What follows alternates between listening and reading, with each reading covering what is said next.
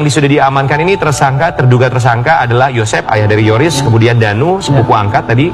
Berarti 3 lagi, Mimin bersama dengan kedua anaknya sampai dengan sekarang memang sudah ditetapkan sebagai tersangka tapi tidak ditahan ya? Ya, betul. Apa alasannya kakak? Jadi kalau saya lihat ya, harusnya kan ini ketika sudah ditetapkan tersangka, harusnya kan dia itu ditangkap.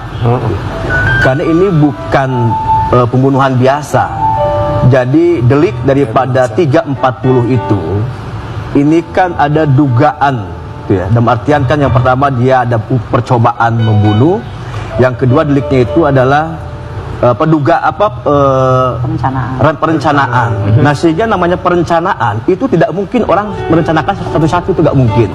Itu pasti bersama-sama. Nah, otomatis kan ketika bersama-sama, berarti situ ada perbuatan hukum dengan secara bersama-sama di situ. Maka tidak bisa misalkan 2, misalkan tetapkan tersangka, tapi misalkan yang 3 dikeluarkan. Harusnya 5-5-nya itu harus ketika dia tetapkan tersangka, maka dia harus ditahan 5-5-nya.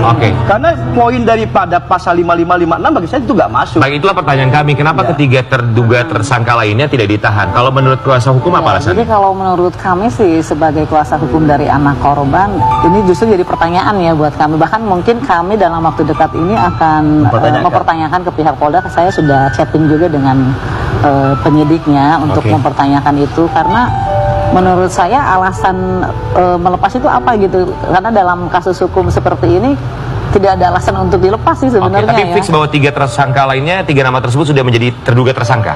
Bukan, sudah ditetapkan tersangka. Sudah ditetapkan sebagai tersangka. Kalau memang dilepas, maksudnya tidak ditahan, harusnya posisinya jangan tersangka, masih saksi. Apalagi ini dengan pembunuhan berencana, 5-5-nya tersangka. Iya. minimal 20 tahun yang harusnya ditahan sebagai tersangka ya?